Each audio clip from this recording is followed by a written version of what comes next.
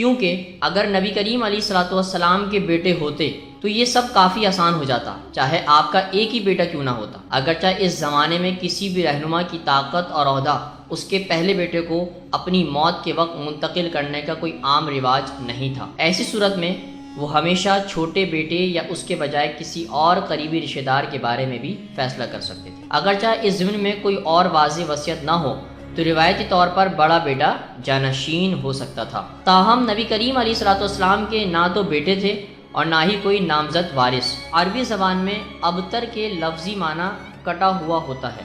یعنی کہ ایسا شخص جس کی اولاد نرینہ نہ ہو، مگر ایسی گمگیر صورتحال میں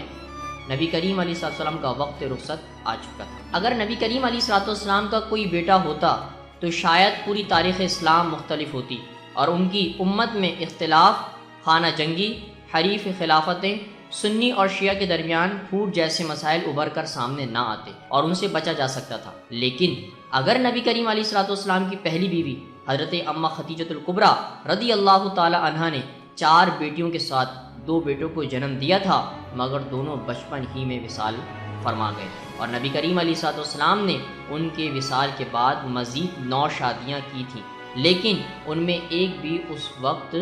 حاملہ نہیں تھی۔ اس مسئلے کے پیش نظر مدینہ اور مکہ میں بھی اس بارے میں ضرور بات ہوئی تھی۔ حضرت امہ خدیجہ رضی اللہ تعالی عنہا کے بعد 9 شادیوں میں سے زیادہ تر سیاسی حکمت عملی کے تحت تھیں۔ جیسا کہ اس وقت کے تمام حکمرانوں میں رواج تھا، وہ اسی حکمت عملی کے تحت آپس میں سفارتی اتحادی بنتے تھے۔ نبی کریم علیہ الصلوۃ والسلام نے اپنی بیویوں کو بہت احتیاط سے منتخب کیا تھا تاکہ مذہب اسلام کی امت کو ایک دوسرے کے ساتھ مربوط رکھا جائے۔ اسی طرح اللہ کے رسول علیہ الصلوۃ والسلام نے قبیلوں میں پرانی دشمنیوں کو ختم کرنے کے لیے ان سے رشتہ داری کے تعلقات قائم کیے۔ صرف 2 سال پہلے جب مکہ والوں نے مغلوب ہو کر بالآخر اسلام اور اس کی قیادت کو قبول کر لیا تھا تو اللہ کے رسول علیہ الصلوۃ والسلام نے حضرت ام حبیبہ رضی اللہ تعالی عنہا سے بھی شادی کر لی تھی، جن کے والد نے مکے میں بیٹھ کر دین اسلام کی سخت اور طویل مخالفت کی تھی، لیکن